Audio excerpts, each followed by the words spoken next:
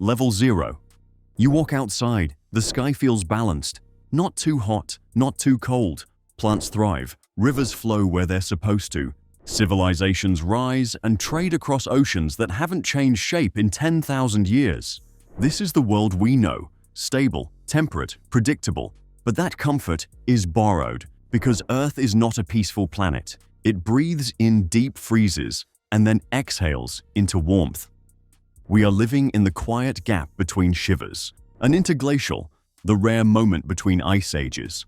The glaciers are gone, but not forgotten. Their scars remain, wide valleys, scattered boulders, entire continents once flattened under kilometers of ice, and they always come back. Earth tilts, Earth wobbles, Earth shifts its orbit, and all of that movement, silent and slow, is counting down. We don't live outside the Ice Age, we live inside it during one of its warm pauses. Level 1. It doesn't start with a blizzard. It starts with a summer that's just a little too cool, then another, and another. Over hundreds of years, something small begins to build, snow that doesn't melt, ice that doesn't retreat. Forests stall, crops grow shorter. From the outside, nothing looks catastrophic, but the change is happening underneath. Glaciers begin to thicken, permafrost creeps outward, the growing season shortens. This is the beginning of glacial advance. Not a wall of ice, but a shift in balance.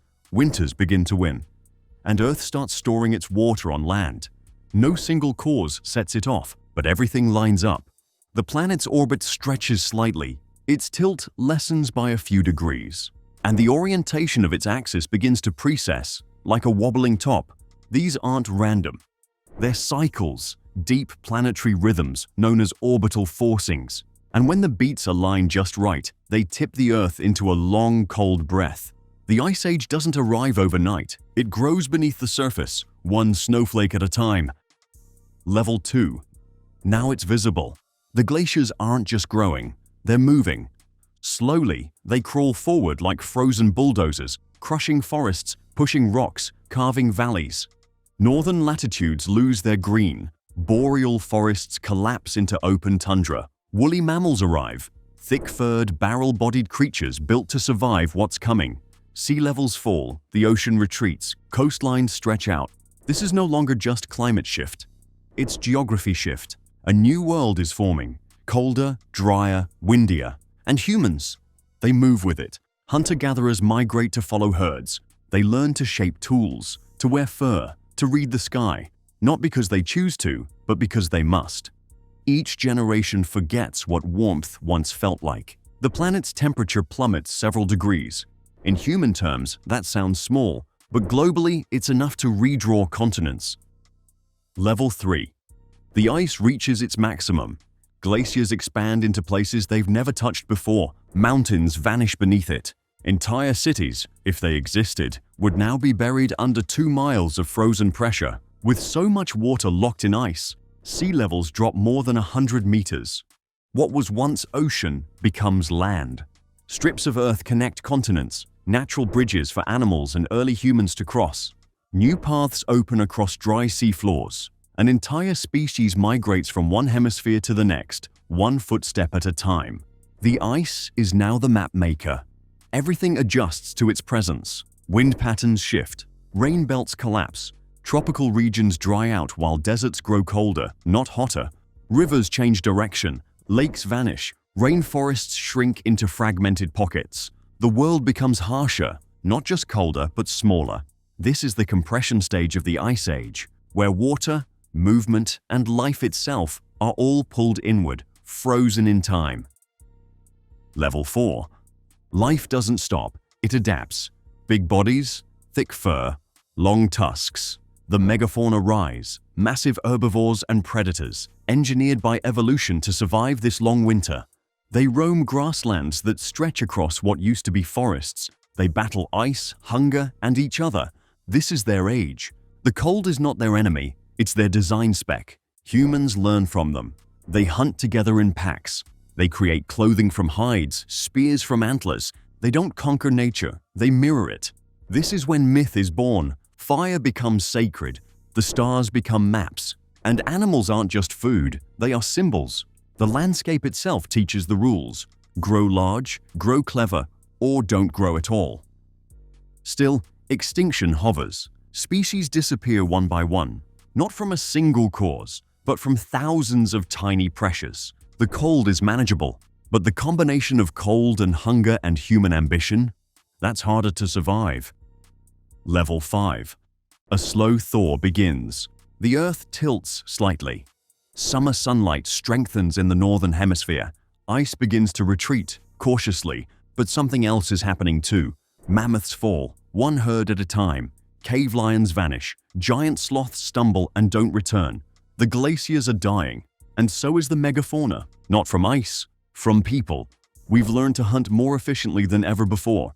We track, we coordinate, we adapt faster than nature can compensate.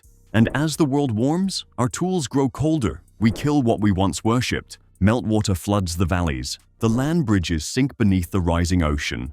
Islands form. Continents separate again. And humans are now everywhere. They've crossed the threshold, no longer just survivors. Now, they're terraformers. The glaciers fall back, but they leave behind lakes, sediment, fresh water. They gift fertility in exchange for retreat. But the cost was high. The mammoth didn't survive. The giant short-faced bear didn't survive. And many of the creatures that once ruled this icy kingdom are now only bones in a museum.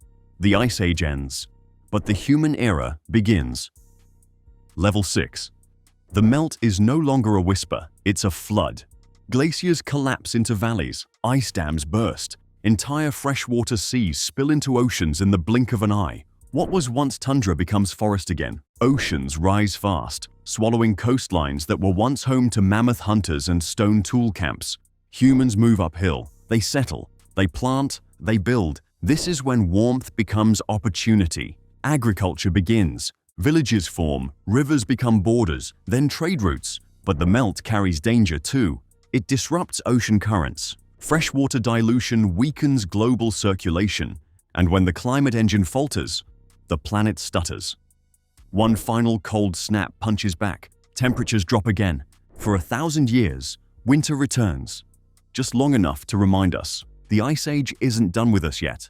Eventually, warmth wins. But Earth doesn't forget. The fingerprints of that meltwater pulse are still written in the Atlantic's currents, still frozen in polar ice cores, still echoing in the myths of great floods, the ones our ancestors told around firelight, trying to explain why the ocean swallowed the edge of the world. Level 7. The ice has retreated, the sea has risen, and for the first time in 100,000 years, Earth exhales. Stability returns, not for a season, not for a century, but for millennia. The land remembers its shape, forests regrow, rain falls in regular rhythms, civilizations bloom. From river valleys to mountain basins, humans turn settlements into cities. They plant wheat where once there was ice. They herd cattle where mammoths once grazed. This is the warm period between ice ages, the interglacial plateau. Flat, calm, predictable. But behind the scenes, the clock is still ticking. The planet's orbit continues to shift. The axial tilt slowly decreases, and deep beneath the soil, frozen carbon still sleeps. It feels permanent. But this warmth is only a pause in the rhythm, not a break from it. Level 8. Even in warmth, the cold can snap back. The sun dims slightly, not for minutes, but for decades. Volcanoes erupt, ash blankets the sky. Ocean currents slow, redirect, stall. And winter arrives with fangs. Crops fail, famine spreads. Societies bend under the pressure of unrelenting cold. It doesn't cover the planet in glaciers, but it doesn't have to. It only has to stay cold long enough to unmake the balance. Rivers freeze that never should. Vineyards die. Growing seasons shrink until there are none. These are the mini ice ages, cold punches inside warm eras. Brief in geological terms, brutal in human terms. History changes. Empires collapse, not from conquest, but from frost. Climate rewrites culture, and no one sees it coming, because the past was warm, so everyone assumes the future will be too. Level 9. Something new has entered the system. Not volcanoes, not solar cycles, not orbital drift. This time, it's us. Carbon dioxide climbs, not over millennia, but in decades. We dig up ancient carbon and burn it into the atmosphere faster than nature can recycle. And the Earth responds. Glaciers shrink, permafrost thaws, ocean levels rise again, this time not from orbital change, but industrial smoke. And then something unexpected happens. Scientists begin to notice all the conditions that would normally trigger the next glaciation are here. The orbit's right, the tilt is right, the cycle is ready, but the ice doesn't come. Something is holding it back. That something is us. For the first time in Earth's history, a species has delayed an ice age. Our emissions didn't just warm the planet, they disrupted the rhythm entirely. The glaciers should be forming, but instead, we're making deserts. The next great freeze was due in tens of thousands of years. Now it may not arrive for hundreds of thousands, or more. Level 10. Now the pendulum swings the other way. We've overheated the planet. Wildfires burn colder regions, coral reefs bleach, Arctic summers turn blue instead of white. And so humanity begins to ask, what if we could cool it down, on purpose? This is engineered cold, geoengineering, artificial winter. High-altitude aircraft inject aerosols into the stratosphere, mimicking the cooling effects of volcanic eruptions. Sunlight is blocked, temperatures fall, but the side effects pile up. Rain patterns shift, monsoons weaken, some areas flood, others go dry. And the question becomes not, can we cool the Earth? But should we? We build systems to reverse what we broke. But in doing so, we risk triggering instability far greater than the warming we feared. It's a balancing act between two disasters. Let the planet heat and drown cities, or cool it and starve nations. The Ice Age is no longer natural. Now it's policy. It's engineered. It's loaded into the jet stream, one aircraft at a time. Level 11. Centuries pass. Carbon levels eventually fall, naturally or by force. Orbital mechanics continue their ancient silent dance. And then, the balance tips again. This time, in the old direction. The glaciers return. First in the north, then across the interior. They move slowly, but with purpose. And they don't stop. The warning signs flash red. Winter snow no longer melts. Summer never quite arrives. And each year, the freeze line creeps farther south. Cities are abandoned. Farmlands vanish beneath frost. Oceans begin to retreat. And the world remembers what it is to be cold. Not for decades, but for millennia. This is the return of full glaciation. Not engineered, not delayed, just natural. Unchecked by emissions. Unstopped by innovation. It doesn't arrive as punishment. It arrives as routine, because the Ice Age was never gone. It was only sleeping, and now it wakes. Level 12.